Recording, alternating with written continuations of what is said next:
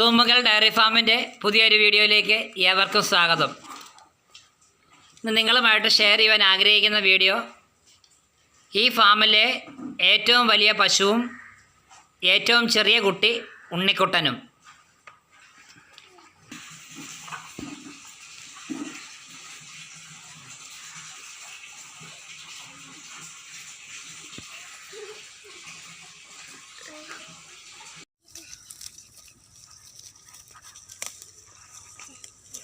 എൻ്റെ ഫാമിലെ ഏറ്റവും വലിയ പശുവും ഏറ്റവും ചെറിയ കുട്ടിയും ആയിട്ടുള്ളൊരു വീഡിയോ ആണ് ഇന്ന് നിങ്ങളിവിടെ കാണുന്നത്.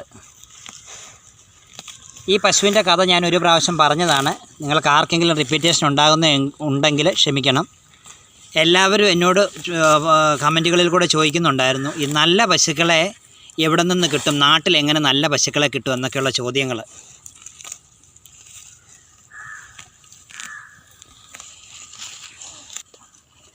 അതായത് ഈ പശുവിനെ സംബന്ധിച്ച് പറയുകയാണെങ്കിൽ ഒരു വലിയൊരു ചരിത്രം തന്നെയാണ് പറയാനുള്ളത്. ഞാൻ ഈ 1,75,000 50,000 വിലയുടെ പശുക്കളെ ഒന്നും എൻ്റെ ഈ ഫാമിൽ വാങ്ങിച്ചിട്ടില്ല. ഞാനൊരു 35,000 40,000 രൂപ വരെയുള്ള പശുക്കളെ വാങ്ങിച്ചിട്ടുള്ളൂ. ഈ പശു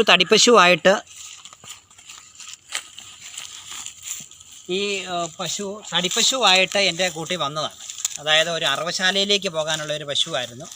എൻ്റെ ഒരു കൂട്ടുകാരൻ ഈ പശുവിനെ വാങ്ങിച്ചു കഴിഞ്ഞപ്പോഴേക്കും പറഞ്ഞു, ഇങ്ങനൊരു പശുവിനെ വാങ്ങിച്ചിട്ടുണ്ട്, ഈ പശുവിന് ഇങ്ങനെ ചെനയില്ല, പുള്ളിയെ കൊണ്ട് ഇത് പരിപാലിക്കാൻ പറ്റത്തില്ല എന്ന് പറഞ്ഞു. ആ പറഞ്ഞ സമയത്തേക്ക് ഞാൻ പറഞ്ഞു, എന്നോട് പറഞ്ഞു പശുവിനെ ഒന്ന് കാണാൻ പറഞ്ഞു. ഞാൻ പശുവിനെ ചെന്ന് കണ്ടു. എനിക്ക് പശുവിനെ വളരെ ഇഷ്ടപ്പെട്ടു. ഞാൻ ആ പശുവിനെ വാങ്ങിച്ചുകൊണ്ട് വന്ന സമയത്ത് വേറെ ആരും ആണെങ്കിലും നിങ്ങൾ ആരും ഈ പശുവിനെ മെയിൻറ്റെയിൻ ചെയ്യത്തില്ല. 3 ലിറ്റർ പാല് മാത്രമേ ഈ പശുവിന് ഒരു നേരത്തെ ഉണ്ടായിരുന്നുള്ളൂ. എങ്കിലും ഞാൻ ആ പശുവിനെ നിർത്തി. എനിക്ക് അതിനെ അറപ്പുകാർ കൊടുക്കാനുള്ള മടിയുണ്ടായിരുന്നു. അത് കാരണം ഞാൻ ഈ പശുവിനെ നിർത്തി. ഒരു പ്രാവശ്യം കുത്തിവെപ്പിച്ചു, നോക്കി ചെന പിടിച്ചില്ല. പിറ്റേ പ്രാവശ്യം ഒന്നും കൂടെ ഒന്ന് പരീക്ഷിച്ച് നോക്കി, ചെന പിടിച്ചില്ല. അപ്പോഴേക്കും ഞാൻ ഈ പശുവിനെ ഒരു ഡോക്ടറെ കാണിച്ചു, നല്ലൊരു ഡോക്ടറെ കാണിച്ചു. ഡോക്ടർ വന്ന് കണ്ടപ്പോഴേക്കും തന്നെ, ഡോക്ടർ വന്ന പണ്ട് മതി ഇളകിയ സമയത്ത് കുത്തിവെക്കാൻ വന്നപ്പോഴേക്കും ഡോക്ടർ പറഞ്ഞു, ഈ പശുവിന് ഹോർമോണിൻ്റെ കുറവുണ്ട്, ഒരു ഹോർമോൺ കൂട്ടി ഒരു ഇഞ്ചക്ഷൻ കൊടുത്താൽ മതി, പശുവിന് ചെന പിടിക്കുമെന്ന് പറഞ്ഞു. അതുപോലെ തന്നെ പിറ്റേ പ്രാവശ്യം മതി ഇളകിയപ്പോഴേക്കും ഹോർമോൺ കൂട്ടി ഒരു ഹോർമോൺ ഇഞ്ചക്ഷൻ കൊടുത്ത് കുത്തിവെച്ചപ്പോഴേക്കും ആ ഒറ്റ കുത്തിവെക്ക് തന്നെ ചെന പിടിച്ചു. ഇപ്പം പശു 8 മാസം ചെന തികഞ്ഞു. ഇന്ന് 15-ാം തീയതി ആയപ്പോഴേക്കും 8 മാസം ചെന നിറയുന്നു. ഈ പശുവിന് ഞാൻ കൊടുക്കുന്ന കാലിത്തീറ്റയുടെ ക്രമം എന്ന് പറഞ്ഞു കഴിഞ്ഞാൽ, പശു വളരെ ശാന്ത സ്വഭാവമുള്ള പശുവാണ്. നിങ്ങൾ കണ്ടു കാണുമായിരിക്കുമല്ലേ ഇപ്പം കുഞ്ഞു കൊച്ച് പശുവിനെ കൈകാര്യം ചെയ്യുന്നത്. വളരെ ശാന്ത സ്വഭാവമുള്ള പശുവാണ്. പശുവിന് ഒരു ദിവസം ഞാൻ കൊടുക്കുന്ന കാലിത്തീറ്റ എന്ന് പറഞ്ഞു കഴിഞ്ഞാൽ, കഴിഞ്ഞ ദിവസം പറഞ്ഞു കൊടുക്കുന്ന 4 കിലോ കാലിത്തീറ്റ, 4.5 കിലോ കാലിത്തീറ്റ, ബോഡി മെയിൻ്റെനൻസ് സകലം കൂടെ ഇവർക്ക് അസ്ഥി വലിപ്പമുള്ളത് കാരണം വലിപ്പമുള്ള പശു ആയതുകൊണ്ട് ഞാൻ ഏകദേശം ഒരു 4.5 കിലോ കാലിത്തീറ്റ ഒരു ദിവസം പശുവിന് വേണ്ടി കൊടുക്കുന്നുണ്ട്. രാവിലെ 1/4 കിലോ എള്ളുംപിണ്ണാക്ക്, വൈകിട്ടും 1/4 കിലോ എള്ളുംപിണ്ണാക്ക്, 2 കിലോ കാലിത്തീറ്റ, 2 കിലോ കാലിത്തീറ്റ, 4.5 കിലോ കാലിത്തീറ്റ ഒരു ദിവസം ഇപ്പോൾ ഞാൻ പശുവിന് കൊടുക്കുന്നുണ്ട്. നമ്മൾ ഇത്ര നല്ല ഇനം പശുക്കളെ ഒരു തരത്തിലും എനിക്ക് നിങ്ങളോട് പറയുവാനുള്ളത്, നമ്മുടെ കേരളത്തിലെ പശുക്കളൊക്കെയും മറ്റും നശിച്ചു പോയിരിക്കുന്നത്. നമ്മളൊക്കെയും മറ്റും ചെറിയ ഒരു കാരണം കണ്ടു കഴിഞ്ഞാൽ നമ്മൾ ആ പശുവിനെ ചെന പിടിച്ചില്ല എന്ന് പറഞ്ഞ് അന്നേരം പിടിച്ച് അറക്കാൻ കൊടുക്കുന്ന ഒരു സ്വഭാവമാണ്. അന്നേരം നമ്മൾ ലാഭനഷ്ടത്തിൻ്റെ കണക്കാണ് നോക്കുന്നത്. എത്ര കാലം ഞാൻ ഇതിനെ വളർത്തണം, ഇതിന് എത്ര രൂപ ഞാൻ മുടക്കണം, ഇതിനെ ഞാൻ എങ്ങനെ മുതലാകാനാണ്, ഈ പശുവിനെയൊക്കെ പിടിച്ച് വിൽക്കാൻ മേലെ. എന്നോട് പലരും പറഞ്ഞിട്ടുണ്ട്, ഈ പശുക്കളൊക്കെ എന്നെ എടുക്കാൻ, ഈ തടിപ്പശുവിനെയൊക്കെ പിടിച്ച് വിറ്റിട്ട് ശകലം പൈസയും കൊണ്ട് കറക്കാനുള്ള പശുവിനെ മേടിക്കാൻ മേലെ എന്നൊക്കെയുള്ള ആളുകൾ എന്നോട് ചോദിക്കാറുണ്ട്. ഈ ചോദ്യത്തിനൊന്നും ഞാൻ അത്ര വലിയ പ്രസക്തി കൽപ്പിക്കാറില്ല. നമുക്ക് നാട്ടിൽ ഇത്രയും നല്ല പശുക്കളെ കിട്ടുമോ എന്ന് ചോദിച്ചു കഴിഞ്ഞാൽ എല്ലാവരുടെയും ഒരു ചോദ്യമാണ്. അതെനിക്ക് ബുദ്ധിമുട്ടുണ്ട് പറയുവാനായിട്ട്. ഞാൻ ഏകദേശം ഈ പശുവിന് ഒരു നേരം ഒരു 15 ലിറ്റർ പാല് പ്രതീക്ഷിക്കുന്നുണ്ട്. ഏകദേശം ഒരു 35 ദിവസം ആകുമ്പോഴേക്കും പശു പ്രസവിക്കും. എൻ്റെ പ്രിയപ്പെട്ട സുഹൃത്തുക്കളെ, നിങ്ങളെല്ലാവരും ശ്രദ്ധിക്കേണ്ടത് ഞാൻ എപ്പോഴും ചെയ്യുന്ന കാര്യം, നമ്മുടെ അയൽപക്കത്തോ നമ്മുടെ നാട്ടിലോ എവിടെയാണെങ്കിലും എൻ്റെ കയ്യിൽ പല പശുക്കളും നിൽപ്പുണ്ട്. ഞാൻ ഓരോ പശുക്കളുടെയും ഡീറ്റെയിൽസ് ഓരോ ദിവസം നിങ്ങളോട് പങ്കുവയ്ക്കുന്നതായിരിക്കും. നല്ല തടിപ്പശുക്കളെ എവിടെയെങ്കിലും ആരെങ്കിലും ചെന പിടിക്കുന്നില്ല, അല്ലെങ്കിൽ എന്തെങ്കിലും കാരണവശാൽ അവർ വിൽക്കുന്നു എന്ന് പറയുമ്പോഴേക്കും നമ്മൾ ആ പശുവിനെ എപ്പോഴും മേടിച്ചെടുക്കുവാനുള്ള ഒരു ശ്രദ്ധ കേന്ദ്രീകരിക്കുക. നല്ല ഇനത്തിൽപ്പെട്ട പശുവാണ് എങ്കിൽ നമ്മളെപ്പോഴും ആ പശുക്കളെ വാങ്ങിച്ചെടുക്കുക.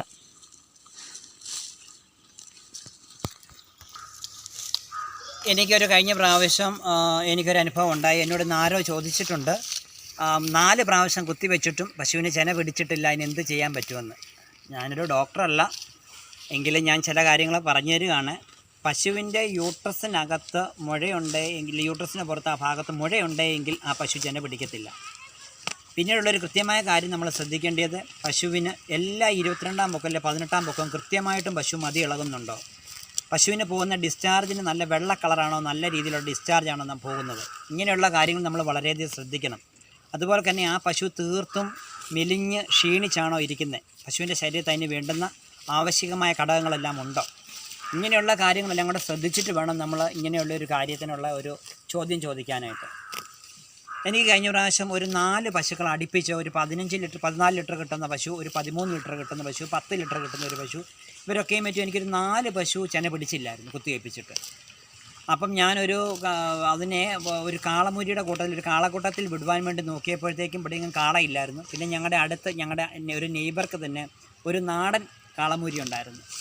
ഞാൻ അതൊന്നും നോക്കിയില്ല, ആ കാളക്കടാവിൻ്റെ കൂടെ തന്നെ കൊണ്ട് വിട്ടു. എൻ്റെ പ്രിയപ്പെട്ട സുഹൃത്തുക്കളെ, ഒറ്റ പ്രാവശ്യം കാളക്കൂടെ വിട്ടപ്പോൾ തന്നെ ഈ 4 പശുക്കൾക്കും ചെന പിടിച്ചു. ഒന്നല്ല, ഒന്നുകൂടെ വിടേണ്ടി വന്നിട്ടില്ല.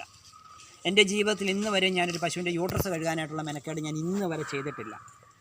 ഞാനൊരു പശുവിന് ചെന പിടിച്ചില്ല എന്നുണ്ടെങ്കിൽ ഡോക്ടറെ വിളിച്ച് കാണിച്ചിട്ട് അവരോട് ചോദിക്കും, അല്ലെങ്കിൽ കുത്തിവെച്ച് നോക്കും. ഇല്ല എങ്കിൽ അന്നേരമാണ് അടുത്ത നടപടി ഒരു കാളക്കൂടെ കൊണ്ട് വിടുക എന്നുള്ള. എന്നോട് ഏതോ ഒരു സുഹൃത്തിനകത്ത് ചോദിച്ചിട്ടുണ്ട്, 4 പ്രാവശ്യം പശുവിനെ കുത്തിവെച്ചിട്ട് ചെന പിടിച്ചിട്ടില്ല, എന്ത് ചെയ്യണമെന്നുള്ളത്. നിങ്ങൾ ഇനി ഏറ്റവും ചെയ്യേണ്ട അടുത്ത കാര്യം എന്താണെന്ന് ചോദിച്ചു കഴിഞ്ഞാൽ, നിങ്ങളൊരു എവിടെയെങ്കിലും നല്ലൊരു കാള ഉണ്ടെങ്കിൽ നമ്മുടെ ഒരു വണ്ടിയെ കയറ്റിക്കൊണ്ട് പോയിട്ട് ആ പശുവിനെ ആ കാളക്കൂടെ കൊണ്ട് വിടുക. 99% പശു ചെന പിടിക്കും. നമ്മളിങ്ങനെയുള്ള കാര്യങ്ങളാണ് പശുവിന് ചെന പിടിക്കാൻ വരുമ്പോഴേക്കും ശ്രദ്ധിക്കേണ്ടത്. അല്ലാതെ കൊണ്ട് ഈ പശുവിനെ എല്ലാ 22-ാം പക്കവും മാറി കുത്തിവെച്ചിട്ട് യാതൊരു വിധമായ കാര്യവുമില്ല. അതുപോലെ എല്ലാ 22-ാം പൊക്കവും പശു കൃത്യമായ രീതിയിൽ കൂടെ, ഞാൻ പറഞ്ഞ രീതിയിൽ കൂടെ ഡിസ്ചാർജ് പോകുന്ന പശുവാണ് എങ്കിൽ, ഈ നിസ്സാരമായിട്ട് ഒരു ഹോർമോണിൻ്റെ കുറവേ കാണും. ഒരു ഹോർമോൺ കൂട്ടി ഒരു ഇഞ്ചക്ഷൻ ചെയ്ത് കഴിഞ്ഞാൽ ആ പശു ചെന പിടിക്കും. ഇങ്ങനെ നമ്മൾ നല്ല പശുക്കൾ നമ്മുടെ നാട്ടിൽ കിട്ടുന്ന, നമ്മുടെ അയൽപക്കത്ത് കിട്ടുന്ന നല്ല പശുക്കളെ നഷ്ടപ്പെടുത്താതെ കൊണ്ട് നമ്മൾ ആ പശുക്കളെ വാങ്ങിച്ച് അവരെ ചെന പിടിപ്പിച്ചെടുക്കുവാൻ വേണ്ടി പ്രത്യേകം ശ്രദ്ധിക്കുക. ഇതിന് ശേഷം കാളക്കൂടെ വിട്ടതിന് ശേഷം നിങ്ങൾക്ക് ചെന പിടിക്കുന്നില്ല എന്നുണ്ടെങ്കിലും, നിങ്ങൾ ചിലപ്പം ചില പശുക്കളുടെ യൂട്രസിനകത്തൊക്കെയും മറ്റും കൊളസ്ട്രോളുകൾ കയറാറുണ്ട്. അങ്ങനെയുള്ള പശുക്കൾ ചെന പിടിക്കണ വലിയ പാടാണ്. നിങ്ങൾ ഡോക്ടറുമായിട്ട് കോൺടാക്ട് ചെയ്യണം. ഡോക്ടറോട് കോൺടാക്ട് ചെയ്തിട്ട് ഡോക്ടറെ പരിശോധിച്ച് നോക്കിയിട്ട് അതിനുള്ള മെഡിസിൻ കൊടുക്കും. ഇപ്പം നിങ്ങളൊക്കെയും മറ്റും ഈ ചോദിച്ചിരിക്കുന്നതിലെ ഈ ചെന പിടിക്കാതെ നിൽക്കുന്ന പശുക്കളിൽ ഒരു 95% പശുക്കളും ചെന പിടിക്കും. നമ്മൾ ഇങ്ങനെയൊക്കെയുള്ള കാര്യങ്ങൾ നോക്കുവാണെങ്കിൽ ഒരു 5% പശുക്കളെ ചെന പിടിക്കാൻ കൊണ്ട് പോവുള്ളൂ. ഞാൻ വീണ്ടും പറയുകയാണ്, എന്നോട് എല്ലാവരും ചോദിക്കുക, നാട്ടിൽ ഇത്രയും നല്ല പശുക്കളെ കിട്ടുമോ എന്ന്. നമ്മൾ ഈ നാട്ടിൽ പശുവിനെ കിട്ടും, ഇങ്ങനെയൊക്കെ ആയിരിക്കും കിട്ടുന്നത്. അല്ലാതെ നമ്മൾ വലിയ വില കൊടുത്ത് ഈ പശുവിനൊക്കെ മറ്റും ചെന നിറഞ്ഞു കഴിഞ്ഞാൽ ഒരു എന്നാ വില കൊടുക്കേണ്ടി വരും. ഇപ്പം നാട്ടിലുള്ള പശുവൊന്നും ആയിരിക്കത്തില്ല, വേറെ ഏതെങ്കിലും അന്യ സംസ്ഥാനങ്ങളിൽ നിന്നൊക്കെ മറ്റും കയറി വന്ന പശുവായിരിക്കാം. നാട്ടിൽ നിന്ന പശുവാണെന്ന് ഒരിക്കലും ഞാൻ വാദിക്കത്തില്ല. പക്ഷേ എന്താണെങ്കിലും പശു ഇപ്പം വന്നിട്ട് നാട്ടിലെ പശുവായിട്ട് തന്നെയാണ് ജീവിക്കുന്നത്. നല്ല തീറ്റ, നല്ല കുടി, നല്ല മര്യാദയുള്ള സ്വഭാവം.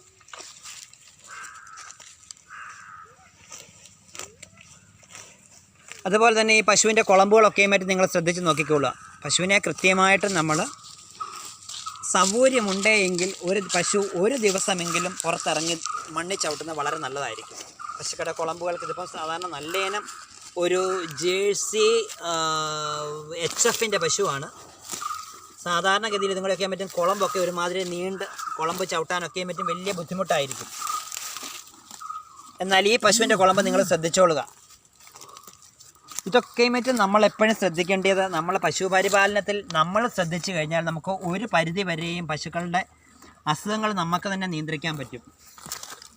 ശകലം കഷ്ടപ്പാടുണ്ട്, നമുക്കറിയാമല്ലോ. പശു വളർത്തൽ എന്ന് പറയുന്നതേ ശകലം കഷ്ടപ്പാടുള്ള ജോലിയാണല്ലോ. പിന്നെ വേറെ ആരോ എനിക്കൊരു കമൻറ്റ് തന്നിട്ടുണ്ടായിരുന്നു, അവരുടെ പശുവിൻ്റെ കണ്ണിൽ നിന്നും ഇങ്ങനെ കണ്ണുനീര് വെള്ളം ഇങ്ങനെ വന്നു, ഇടയ്ക്കിടയ്ക്ക് വന്നു. വെള്ളം വരുന്നതിൻ്റെ കാരണം എന്താണ്, എന്തുകൊണ്ടാണ് അങ്ങനെ വെള്ളം വരുന്നത്, അതിനുള്ള കാര്യം ചോദിച്ചിട്ടുണ്ട്. ഈ പശുവിൻ്റെ കണ്ണിൽ നിന്ന് വെള്ളം വരുന്നത്, പശുവിൻ്റെ കണ്ണ് നല്ല വൃത്തിയായിട്ട് പച്ച വെള്ളം ഒഴിച്ച് നല്ലവണ്ണം കഴുകി കൊടുക്കുക. ദിവസം ഒരു 2-3 പ്രാവശ്യമെങ്കിലും നല്ലപോലെ വൃത്തിയായിട്ട് പശുവിൻ്റെ കണ്ണ് കഴുകി കൊടുക്കുക, നല്ല തണുത്ത വെള്ളം ഒഴിച്ച്. എന്നിട്ട് കുറയുന്നില്ല എങ്കിൽ ഡോക്ടറെ കോൺടാക്റ്റ് ചെയ്യുക, ഡോക്ടറോട് ചോദിച്ച് നോക്കുക. മിക്കവാറും പശുവിൻ്റെ കണ്ണിൽ എന്തെങ്കിലും കൊണ്ടതോ എന്തെങ്കിലും പ്രശ്നം കൊണ്ടായിരിക്കാം അങ്ങനെ കണ്ണിൽ കൂടെ വെള്ളം വരുന്നത്. അത് നല്ലതുപോലെ ഒരു ദിവസം 2-3 പ്രാവശ്യം നല്ല ശുദ്ധജലം ഉപയോഗിച്ച് കണ്ണ് നല്ല വൃത്തിയായിട്ട് കഴുകി കൊടുക്കുക. ചിലപ്പോൾ അത് ചൂടിൻ്റെ കൂടുതൽ കൊണ്ടുമായിരിക്കാം. പശുവിനെ കുളിപ്പിക്കുമ്പോഴേക്കും പശുവിൻ്റെ ശരീരവും തലയൊക്കെ നല്ലതുപോലെ തണുപ്പിച്ച് കൊടുക്കുക. ഈ വീഡിയോസൊക്കെ മറ്റും നിങ്ങൾക്ക് ഇഷ്ടപ്പെട്ട് കാണുമെന്ന് ഞാൻ വിചാരിക്കുന്നു. വീഡിയോ അല്പം നീണ്ടു പോയിട്ടുണ്ടെങ്കിൽ നിങ്ങൾ ക്ഷമിക്കുക. ഒരു കാര്യം പറഞ്ഞു തരുമ്പോഴേക്കും അതിൻ്റെ പൂർണ്ണ വിവരം പറഞ്ഞു തരണമല്ലോ ഒരു വീഡിയോയിൽ കൂടെ. നിങ്ങൾക്ക് ഈ വീഡിയോസ് ഇഷ്ടപ്പെട്ടു എങ്കിൽ നിങ്ങൾ ഓരോരുത്തരും ഷെയർ ചെയ്യുക, ലൈക്ക് ചെയ്യുക, വീഡിയോ മുഴുവനായും കാണുക, നല്ല നല്ല കമൻറ്റുകൾ അറിയിക്കുക. നിങ്ങളുടെ കമൻറ്റുകൾ അനുസരിച്ചായിരിക്കും അടുത്ത വീഡിയോ ചെയ്യുന്നത്. ഈ വീഡിയോ ആദ്യമായിട്ട് കാണുന്ന നിങ്ങൾ ഓരോരുത്തരും സബ്സ്ക്രൈബ് ചെയ്യുക. സബ്സ്ക്രൈബ് ചെയ്തതിന് ശേഷം തൊട്ടപ്പുറത്ത് കാണുന്ന ബെല്ലൈക്കൺ കാണും, അതിലൊന്ന് പ്രസ് ചെയ്യുക. ബെല്ലൈക്കണിൽ പ്രസ് ചെയ്യുമ്പോഴേക്കും ഓളെന്നൊരു ഓപ്ഷൻ കിട്ടും. ഓളെന്ന ഓപ്ഷനിലൊന്ന് ക്ലിക്ക് ചെയ്യുക. അപ്പോഴേക്കും നിങ്ങൾക്ക് എൻ്റെ എല്ലാവിധമായ നോട്ടിഫിക്കേഷനും കിട്ടും. ഞാൻ കഴിഞ്ഞ ദിവസം പറഞ്ഞല്ലോ, ഇനി ഞാൻ എല്ലാ ദിവസവും നിങ്ങൾക്കൊരു 7 മണിക്കായിരിക്കും, 7 മണി ഇന്ത്യൻ സമയം 7 മണി ആകുമ്പോഴേക്കും എൻ്റെ വീഡിയോ നിങ്ങൾക്ക് കയറി വരും. 6:30-7 മണി സമയത്ത്. ഇന്നലെ ആ സമയത്തുള്ള വീഡിയോ ഇട്ടിട്ട് കയറാൻ സാധിച്ചില്ല. നിങ്ങൾ എന്നോട് ക്ഷമിക്കണം. അതിൻ്റെ കാരണം ഇന്നലെ നെറ്റ് പ്രോബ്ലം ആയിരുന്നു. ഇന്നലെ യൂട്യൂബ് പ്രോബ്ലം ഉണ്ടായിരുന്നു. അത് കാരണമാണ് ആ വീഡിയോ ആ സമയത്ത് കയറാഞ്ഞ്. എന്നെ പലരും വിളിച്ച് ചോദിച്ചു, 7 മണിയാകുമ്പം വീഡിയോ കണ്ടില്ലല്ലോ, ഇന്ന് വീഡിയോ ചെയ്യുന്നില്ല എന്ന് ചോദിച്ചു. എനിക്ക് ഒത്തിരി സന്തോഷമുണ്ട്. നിങ്ങൾ എന്നെ ഇത്രമാത്രം അപ്രീഷിയേറ്റ് ചെയ്യുന്നതിലും ഇത്രമാത്രം എന്നെ പ്രോത്സാഹിപ്പിക്കുന്നതിലും വളരെ സന്തോഷം. ഞാൻ എല്ലാ ദിവസവും ഈ വീഡിയോ ഈ സമയത്ത് തന്നെ കയറ്റണം എന്ന് വിചാരിക്കുന്നു. ഞാൻ ഓരോ ദിവസവും ഞാൻ ഈ വീഡിയോസ് നിങ്ങൾക്ക് വേണ്ടി അപ്ലോഡ് ചെയ്യുന്നതായിരിക്കും. വീണ്ടും നല്ലൊരു വീഡിയോയുമായിട്ട് കാണുന്നിടം വരേക്കും ടാറ്റ, ബൈ ബൈ.